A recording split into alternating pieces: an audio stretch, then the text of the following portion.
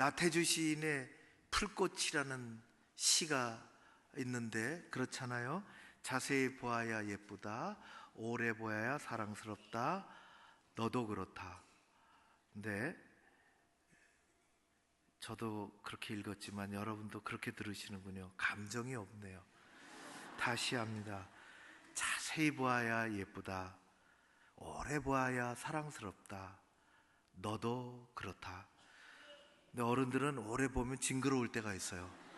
근데 우리 아이들은 오래 보지 않아도, 자세히 보지 않아도 너무 예쁘고 사랑스럽고 귀합니다. 여러분들의 가정에 자녀들 있죠? 우리 자녀들 이제 많이 컸으면 뭐 그래도 우리 자녀들이고, 또 손자 손녀들, 우리 교회 학교 우리 어린이들, 하나님의 품 안에서, 교회의 뜰 안에서 정말 건강하게, 아름답게, 또 총명하게 복덩이들로 잘 자라기를 우리 모두가 응원하고 또 기도합니다. 어린이 주일 온 세상의 어린이들 하나님께서 우리 가운데 주셨습니다. 성경에는 어린 아이라는 말도 있고 어린이라는 말도 있고, 마찬가지, 똑같죠. 어린이는 우리 우리말 방정환 선생님이 만든 단어인데, 성경에는 우리 인생의 전 과정을 매끈하게 그렇게 나눌 수는 없지만은 크게 5가지로, 이렇게 5구분으로 나누었습니다. 구약에 보면은 어린아이가, 아기가 태어나서 약 한 달 동안 그 시기를 처음으로 해서 우리말로 하면 갓난아이가 되겠습니다. 또 그렇게 해서 5살까지가 두 번째 기간이라고 할 수 있죠. 젖먹이, 그리고 젖을 떼고 발걸음을 옮기고 또 말을 배우고 또 세상 바깥으로 나가려고 하는 그때. 그리고 세 번째 시기는 그때서 5살 넘어서부터 20살까지, 우리로 얘기하면은 좀 너무 폭이 넓은데, 그 당시는 그렇게, 그 안에는 뭐 어린이도 있고 청소년기도 있고, 지금의 발달 단계로 그렇게 나누었지, 이스라엘에서는 20세까지 큰 범주로 부모의 돌봄이 필요한 때를 나눴고, 그 다음에 네 번째는 20세에서부터 약 60세까지 남자를 기준으로 전쟁에 나갈 수 있는 장정, 그렇게 돼요. 그리고 60세 이상 또 사망 시까지, 이렇게 5구분으로 했는데, 오늘 성경 말씀에 보면은 사람들이 예수님께로 어린아이를 데리고 왔다. 그것은 약 5살서부터 넘어서서부터, 우리로 얘기하면 초등학교, 이렇게 막 마당에서 뛰어놀고 그런 아이들을 이야기합니다. 자, 오늘 말씀 따라서 갈 터인데 13절, 14절, 15절 길지 않으니까 3절 말씀을 같이 읽게요. 13절서부터 15절까지 같이 읽겠습니다. 시작. 안수하고 기도해 주심을 바라고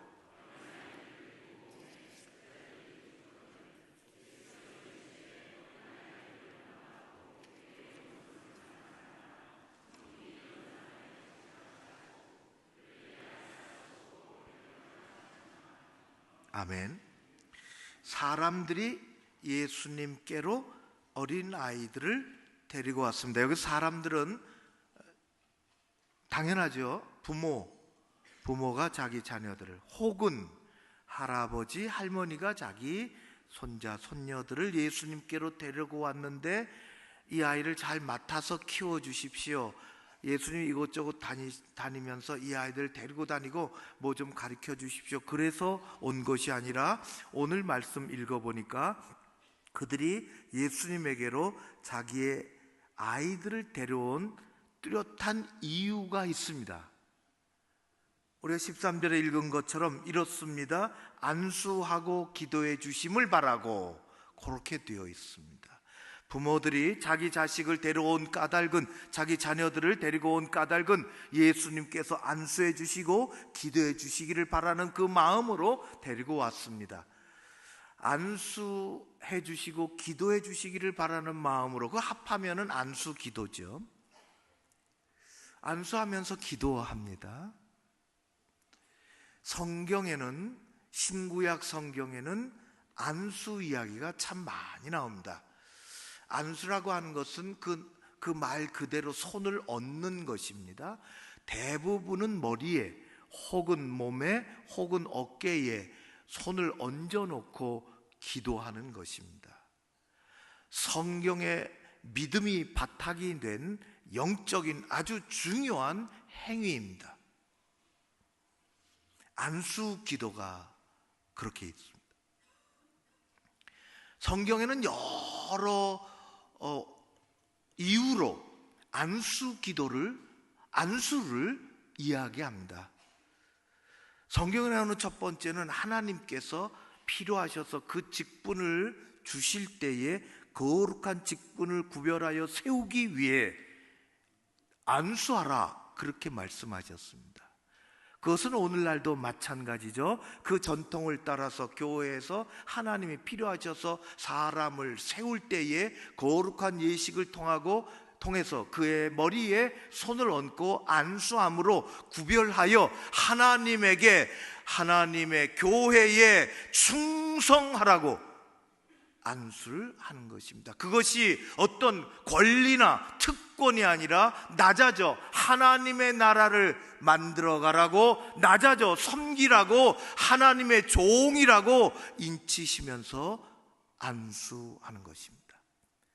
이걸 잃어버리면 이제 문제가 생기기 시작합니다. 두 번째는 제사 지낼 때, 하나님 앞에 제사 지낼 때 안수합니다. 제사 드리는 사람에게 안수하는 게 아니라 제물에 안수를 합니다. 자기 죄로 자기가 죽어야 하는데 피를 흘리고, 그렇게 할 수는 없으니까 하나님께서 제물을 드리라, 그래서 양을, 염소를 하나님께 드리며, 제물 드리는 사람의 머리가 아니라 제물 위에 손을 얹고 안수를 합니다. 그 까닭은 내 죄가 저 제물에게 전가되도록, 옮겨가도록, 우리말에 뒤집어 씌운다는 말이 있잖아요. 별로 좋은 말은 아니잖아요. 뒤집어 씌우는 거예요. 내가 죄에 있는데 내 죄를 뒤집어 씌우는 거예요, 양한테. 그리고 하나님 그렇게 하라 하셔서 하는 거죠. 그럴 때 안수를 합니다. 또 한편으로는 성령의 강한 임재를 기다릴 때에, 혹은 병 낫기를 간절히 원할 때에 안수하고 기도하라, 그렇게 했습니다. 우리 기도원에 가는데, 기도원 잘못된 기도원에 가면, 잘못된 기도원에 가서 아무에게나 머리 뒤밀고 안수해달라고 악령 붙은 사람도 봤어요. 한 2번 봤습니다. 그저 머리 뒤밀고 아무나 안수해주면 좋으니까 안 받는 것보단 좋겠다. 누군 줄 알고, 어떤 영이 지배하는 줄 알고, 또 불미스러운 이유로, 여러 가지로, 그건 옳지 못한 거죠. 마지막에는 어떤 사람에게 하나님께서 내려주시는 복을 강한 믿음을 가지고 빌 때, 강한 믿음을 가지고 그 사람에게 복을 빌 때 안수를 합니다. 그래서 그 당시, 지금도 마찬가지지만은 이스라엘 사람들은 자기 자녀들이 생일이 되면 원하지요. 생일이 됐으니 이제 1살이 더 되고 미래 이 아이가 잘 커갈 수 있도록 동네 회당에 가서 회당장이나 혹은 이 귀한 우리 랍비에게, 아주 존경하는 랍비에게 아이들을 안수해달라고, 내 자녀 안수해달라고 그렇게 합니다. 제가 오래전에 방글라데시 갔을 때 초창기예요. 우리 엄명희 선교사가 다카에서 세순학교 할 때 애들이 그냥 빠글빠글해요. 빠글빠글해요. 우리가 한국에서 왔다 그러면 뭐 동네에서 모여들어요.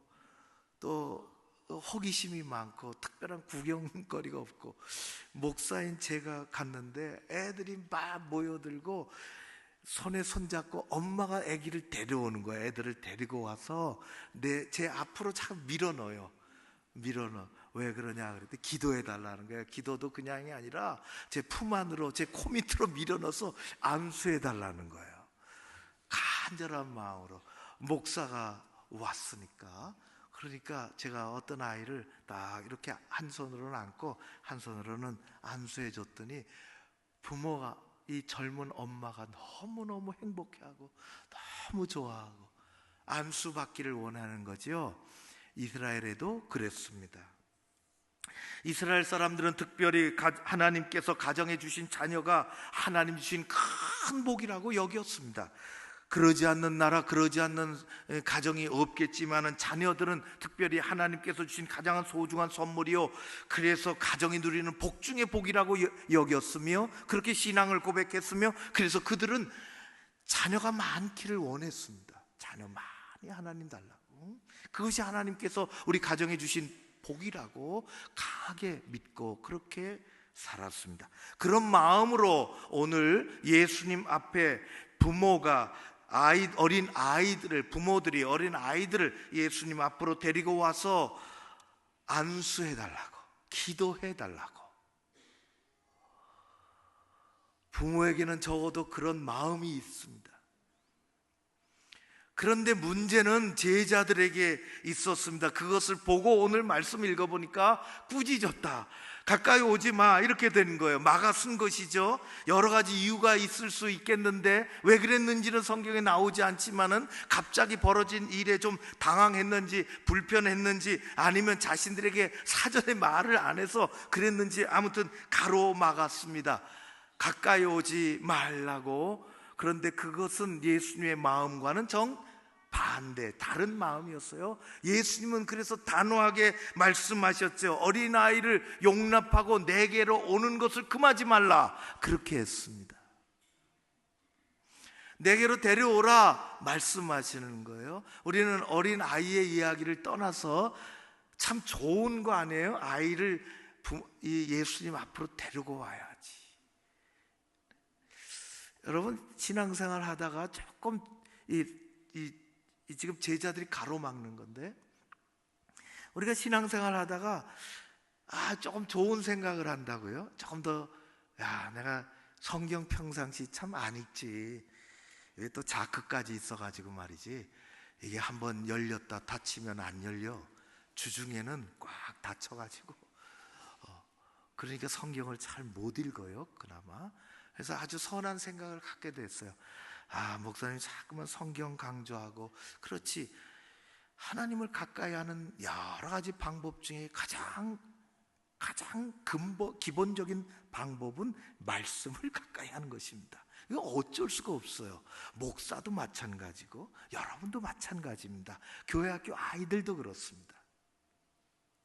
그래서 성경을 조금 읽어봐야지. 집에 성경이 많으니까 아내한테 한 해 더 달라가지고 직장에 갖다 놓으려고 직장에 갖다 놓고, 얼마나 좋은 생각이에요. 그리고 성경을 읽으려고 하는데 반드시 가로막는 일이 생깁니다. 참 이상해요. 좋은 일 하나님 앞에서 생각했으면 반드시 가로막는 일이 생겨요. 참, 내가 한번 열심을 내봐야지, 내가 조금 더 예배 늦지 말고 일찍 와봐야지. 그러면 뭐가 생겨요? 비가 온다든지 전화가 갑자기 온다든지, 또 어떻게 일찍 왔는데 또 집에 불 끄지 않고 가스가 또 열려있나, 그런 이 생각이 든다든지, 이 회사에 갖다 놨는데 읽으려고 딱 처음 이 성경을 피니까 누군가 어깨 너머로 지나가다가 얘기하는 거예요. 언제 이대리 성경 읽었어? 여러분, 하나님 안에서 좋은 것을 생각하시고 계획하십시오. 그리고 그것이 주님 주신 생각이면 세상에 어떤, 우리 삭개오도 그랬잖아요. 삭개오도 예수님 봐야겠다, 아주 좋은 생각이라고. 사람이 많아서 참 밀리는 거예요. 여러분, 좋은 생각이 주 안에서 성취되어지기를 주의 이름으로 축원합니다. 제자들이 가로막았어요. 예수님이 단호하게 말씀하셨죠. 아이들을 데리고 오라, 막지 말아라, 아이들 오도록 해라. 예수님은 모든 사람을 귀하게 여기셨지만 특별히 어린 아이를 소중하게 여기셨습니다.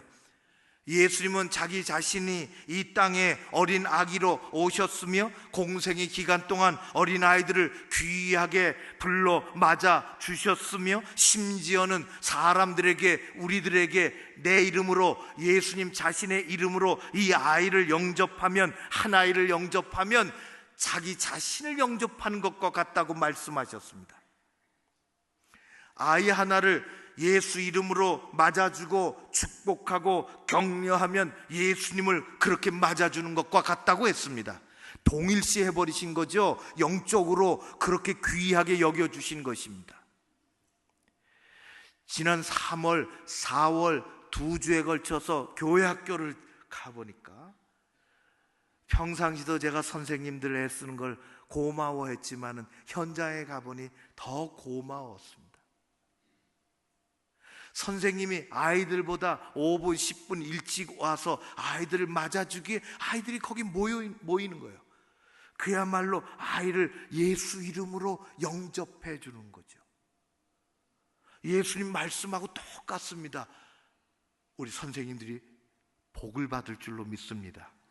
복을 받는 거예요.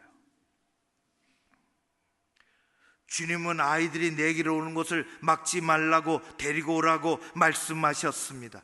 우리는 오늘도 어린아이를 예수님 앞으로 데리고 와야 합니다. 여러분들의 자녀들, 여러분들의 자녀손들, 손자, 손녀들 예수 안에서 키워야 하는 것입니다. 예수님은 그것을 원하시고 말씀하십니다. 예수님은 우리의 자녀손들, 우리의 자녀들, 우리의 손자, 손녀들, 그들을 맞아주시고 안수하시고 축복하시고 복덩이로 키워주실 줄로 믿습니다. 옛날에는 이 아이들을 어떻게 먹일까, 어떻게 뭘 입힐까, 여러분 그게 중요하지 않더라고요. 지나고 보니까 그게 중요하지 않다는 것을 우리는 얼마나 많이 깨닫는지 모릅니다. 미국의 오래전 일인데요, 어느 교회 학교 우리 주일이 돼서 선생님이 교회 학교 아이들을 맞이하려고 조금 미리 막 가는 중에 동네에 4명의 어린이가 놀고 있는 것을 보았어요. 그래서 성령이 감동을 주셨지요. 저 아이들을 지나치지 말라고. 분명히 교회 갈 시간인데 동네에서 노는 것을 보니까 교회 안 다니는 아이 같아서 접근을 했습니다. 너희들 교회 안 가니? 예, 우리들은 교회 안 다녀요. 선생님이 아이들의 눈높이에 맞춰서 아주 열정적으로 예수님에 대하여 짧게 아주 친절하게 호감이 가도록 아이들에게 전했어요. 아이들이 선생님의 친절함을 보고 자기들에게 관심을 가져주는 것을 보고 4명이 선생님을 따라 나섰어요. 그래서 교회를 갔지요. 교회 학교를 갔습니다. 다 따뜻하게 맞이해주고, 그래서 그곳에서 매주일 믿음이 자라고 예배드리고 선생님들의 사랑을 먹으며 아이들이 자라서 청년이 되고, 청년이 돼서 이제 어쩔 수 없이 동네를 떠나고 대학을 가야 하고 공부를 열심히 하고 각자 사회로 다 진출하고 믿음이 큰 이 사회에 훌륭한 사람들이 되었습니다. 세월이 많이 지나 이 선생님도 이제 더 이상은 교사 할 수가 없고 나이가 많아져서 어느 날 생일이 되었는데 어디선가 전보가 날아왔는데 4통의 전보가, 생일 축하 전보가 온 것입니다. 아주 기이한 일이었지요. 전보를 받아두고 발신인을 살펴보니 오래전 생각이, 아이들 전도하고 그 아이들을 가르쳤으며 기도해주고 이제 어느 때 다 떠나서 그저 이런저런 소식을 듣고 들려오는 소식을 듣고 살아가는데, 그 아이들이 아니라 다 어른이 돼서 이 사회에서 아주 중요한 역할들을 하는 그들에게서 축하 전보가 온 것입니다. 너무 놀랐습니다. 더 놀란 것은 4명의 현재 일들입니다. 4명 중에 1명은 그 당시 중국에 가서 복음을 전파하며 선교 활동을 한 유명한 선교사가 되었고, 그 중에 1명은 미국 연방은행 총재가 되었으며, 그 중에 1명은 미국 대통령의 비서관으로 일을 하고 있으며, 그 중에 나머지 1명은 그때 현직 대통령 후보 허버트 후보였습니다. 우리 모두는 다 예수 안에서 가능성을 가지고 살아가는 사람들입니다. 우리가 나이가 들었다 할지라도 예수 안에서 우리는 죽는 날까지 무한한 가능성을 가지고 살아갑니다. 예수님 이렇게 말씀하셨어요. 아이들 내게로 오는 것을 막지 말라. 아이들 데려와라. 천국은 저들의 것이니라. 여러 가지 뜻이 담겨져 있어요. 천국은 저들의 것이니라. 천국과 같은 우리가 생각하지 못하는 엄청난 가능성이 저들에게 있느니라, 그런 뜻입니다. 우리도 그래야 할진데 우리보다 살 날이 더 많이 남아있는 어린 아이들은 말할 것도 없습니다. 예수 안에서 아름다운 가능성을 가진 나무들로 보기 좋게 커가는 것입니다. 아이들을 내게로 데리고 오라. 천국은 저들의 것이니라. 예수님 말씀하십니다. 무한한 가능성을 가지고 자라나는 아이들, 우리 손자 손녀들, 여러분들의 가정 그렇게 되시기를 주의 이름으로 축원합니다. 유대인들은 참으로 오랜 역사 속에서 고난을 많이 당한 민족이었습니다. 그것은 성경을 떠나서도 세계 역사 속에서 보여지는 그들의 삶의 역사였습니다.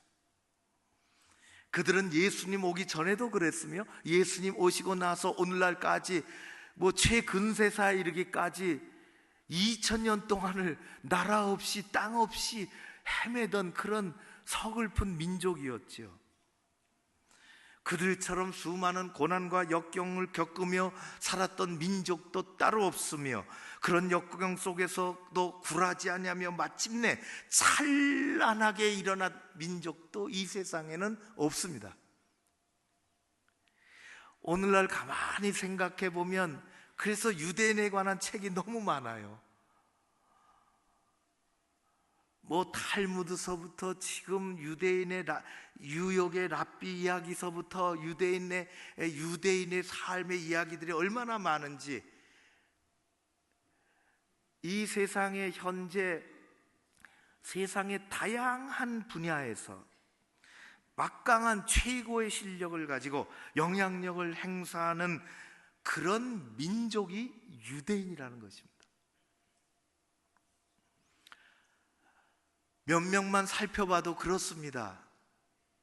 늘 하는 이야기지만은 상상을 초월한 영화감독 스티븐 스필버그, 세계의 희극 배우인 찰리 채플린, 명성이 높은 패션 디자이너 캘빈 클라인, 최고의 발명가 토마스 에디슨, 현대 정신분석학의 거장 프로이드, 당대 최고의 작곡가 맨델스존, 구스타프 말러, 현재 세계를 지배하고 있는 IT의 선두주자 마이크로소프트 설립자 빌 게이츠, 경영의 큰손 조지 소로스, 재작년에 2016년 노벨 평화상을 받은 음유 시인, 통기타 들고 노래하는 가수 밥 딜런에 이르기까지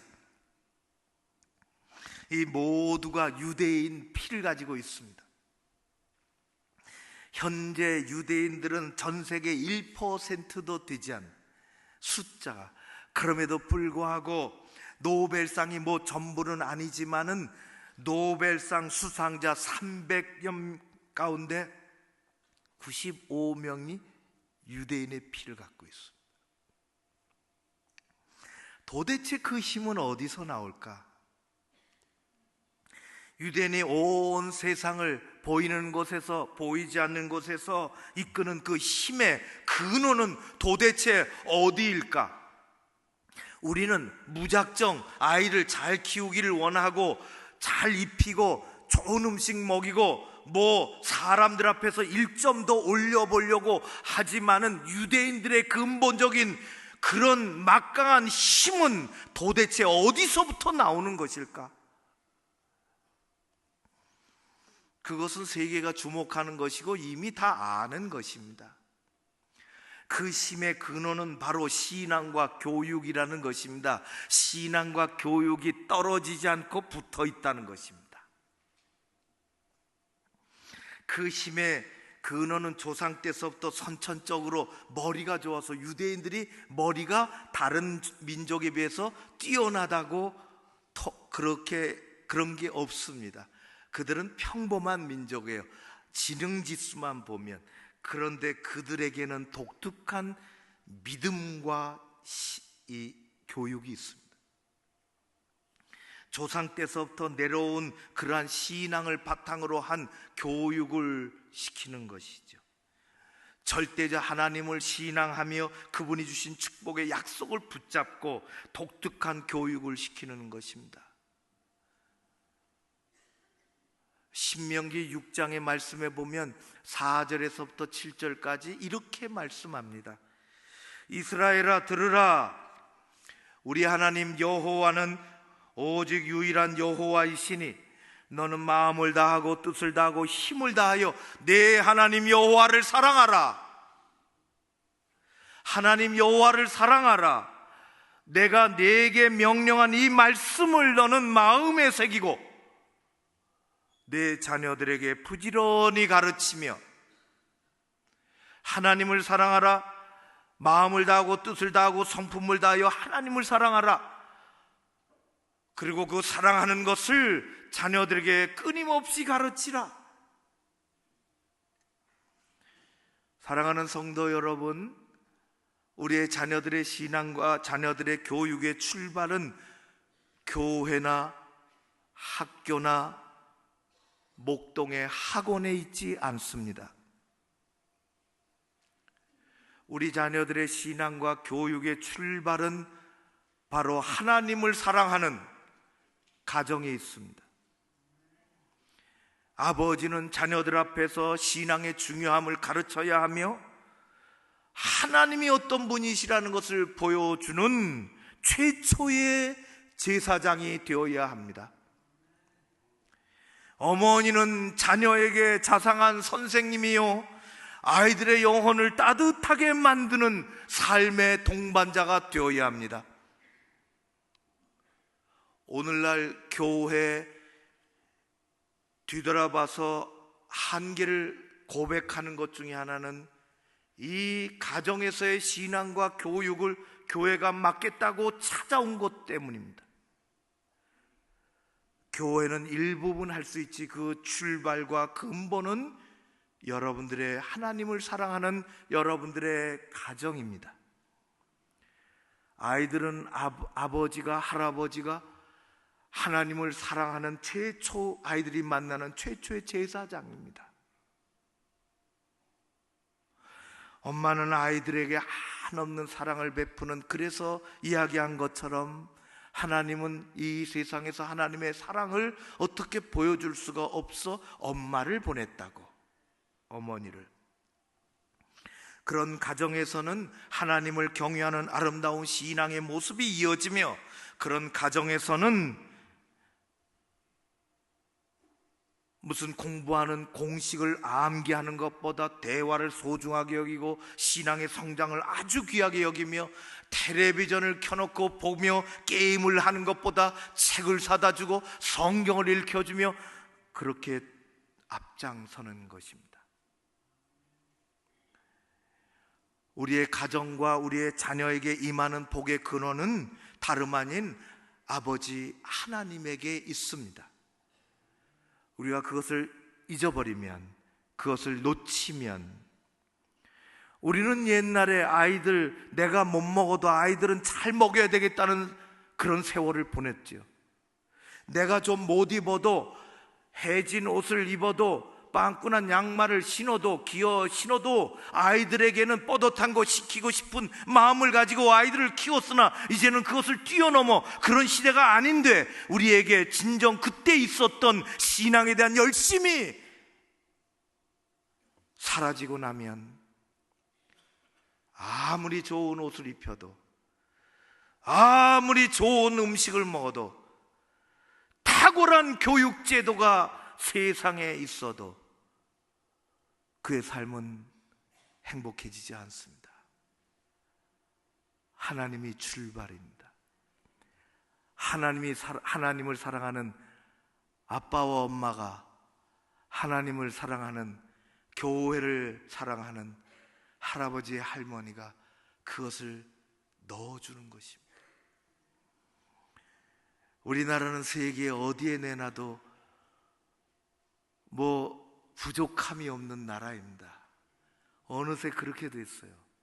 경제 규모도 그렇고, 산업, 체육, 이 조그만 나라에 IT, 문화, 음식, 모든 게 세계 내놔도 뒤처지지 않습니다. 그러나 불과 50년 전만 해도, 아니 조금 더 가서 일제 때만 해도 우리는 그렇지 않았습니다. 그런 나라가 있겠습니까? 뭐가 이렇게 됐을까요? 뭐가 이렇게 만들어지게 됐을까요?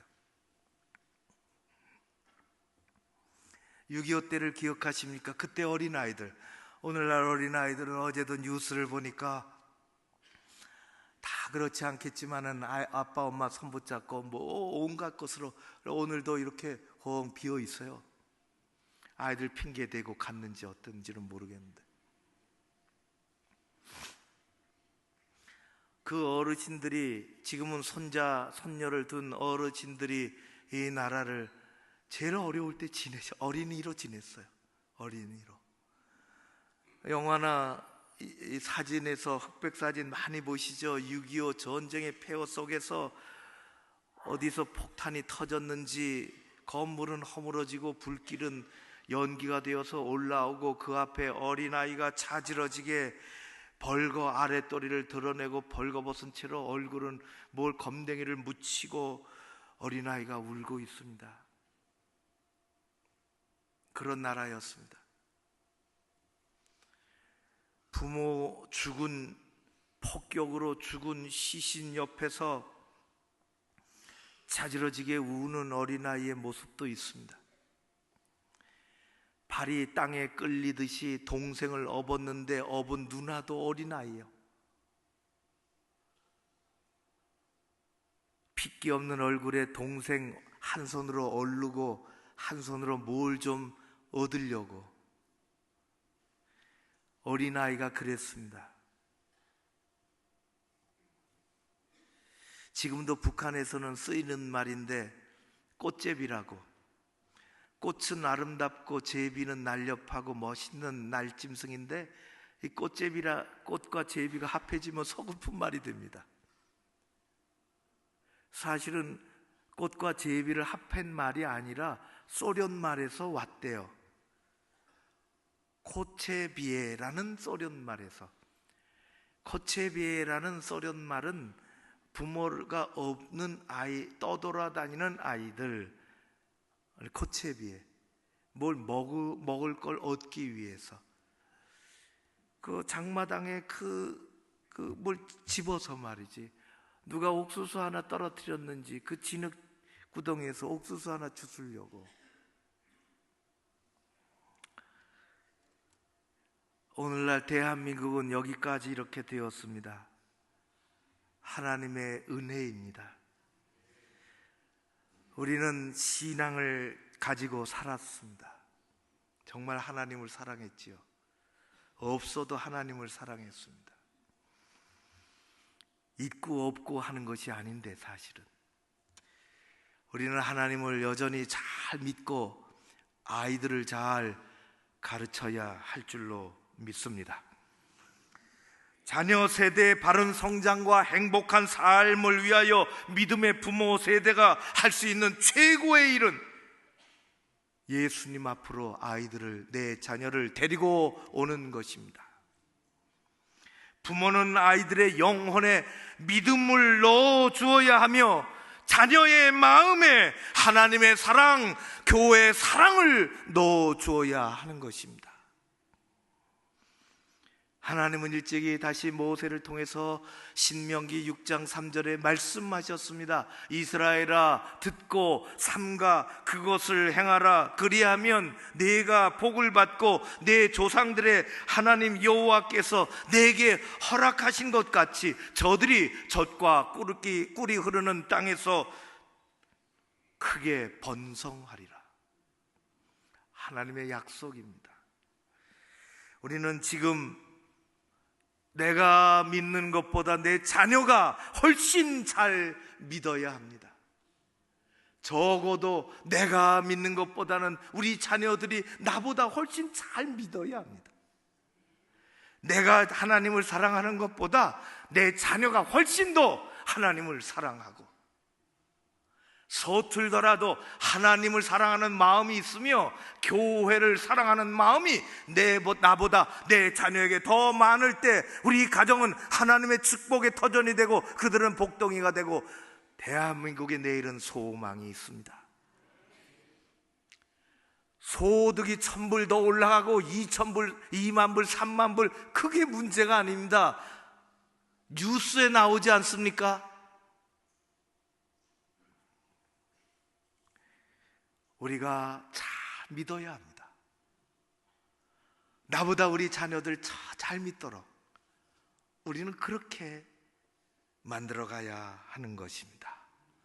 그리하면 신실하신 하나님, 그분의 약속대로 우리의 영혼이, 우리 가정의 영혼이, 우리 자녀들의 영혼이, 우리 자녀손들의 영혼이 잘 되고 범사가 형통한 복을 받는 복동이들이 될 줄로 믿습니다. 그런 여러분들 가정 되시기를 주의 이름으로 축원합니다. 기도하겠습니다. 고마우신 아버지 하나님, 꽃주일이라고 했던 꽃보다 아름다운 꽃의 향기보다 100배 1000배나 향기로운 우리 자녀들, 저들이 교회를 떠나지 않게 하옵시고 예수님 앞으로 나오도록 역사하여 주옵시고, 내가 믿는 것 이상으로 내 자녀들이 하나님을 사랑하며 교회를 사랑하며 더 잘 믿게 하여 주시옵소서. 그것을 우선순위가 되게 하시고, 그래서 기도하게 하옵시고, 교회에서 선생님들을 축복하여 주시옵소서. 예수님 이름으로 기도하옵나이다. 아멘.